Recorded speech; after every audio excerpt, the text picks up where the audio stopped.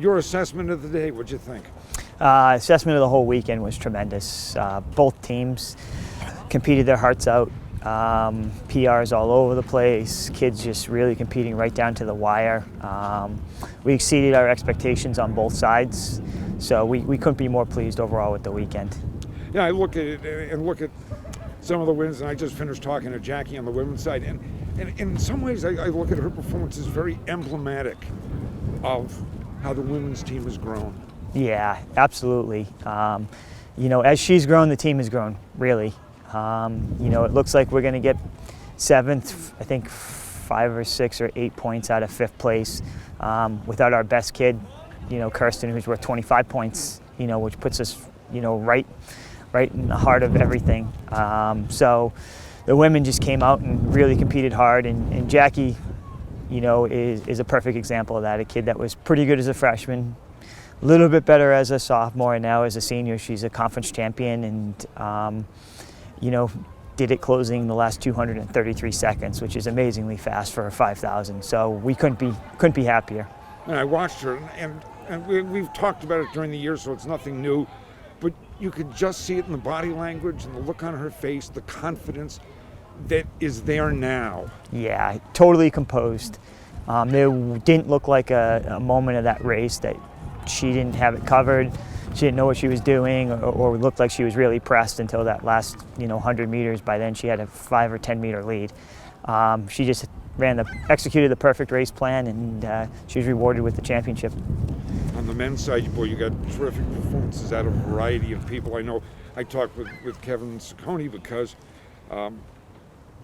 he kind of represents something to me in that he finished second in the 110 meter hurdles, third in the 400 hurdles. He finished fourth in the long jump, but I think he was part of a relay team, and he's one of these guys, like a lot of them, who are willing to do whatever it takes. Yeah, he is a super competitor. I told him after he was done with the day that he's a lot of fun to watch. I might have had a few extra words in there when I told him, but he's just fun to watch. He loves to compete, and after I said it, he said, "Isn't that what this is all about?" And if that's going to sum up our weekend, that's it right there. The kids get it. They come to compete, and they did a great job this week, and really proud of them. I was going to say, I know you and I talked about, and you used that word competitiveness during the week. I guess the message got through, not just based on performance, but every kid I talked to, that was the thing they were talking about. Yeah, absolutely. You could see it in all the events, all the way through, whether it was Mike Kalinowski going from the 16th seed to finish 4th, or Sean Munley going from the 9th seed to finish 3rd. You could just see it all the way through the day, and probably finished off perfectly for the men in that 4x4, coming from 5th to 2nd, in the last straightaway, in the last 60 meters, So, you could see it time and time again, over the course of the weekend, and to finish 4th and be in the battle for 3rd, exceeds anything we were hoping for on the weekend. You mentioned the 4x400, and it reminds me of Tunde, who ran the final lap there, but also ran a pretty darn good 400 as well, Yep. Individually, but just, the absolute determination. Yeah, and you could see it. Tunde's always had that determination, but now you can see that that's a normalcy on the team, that all of them are that competitive, all of them want it that bad.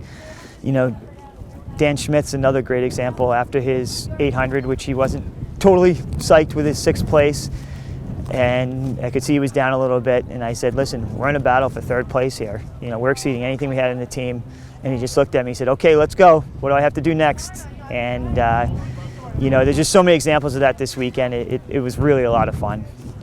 All right, Gary, thank you. Thanks.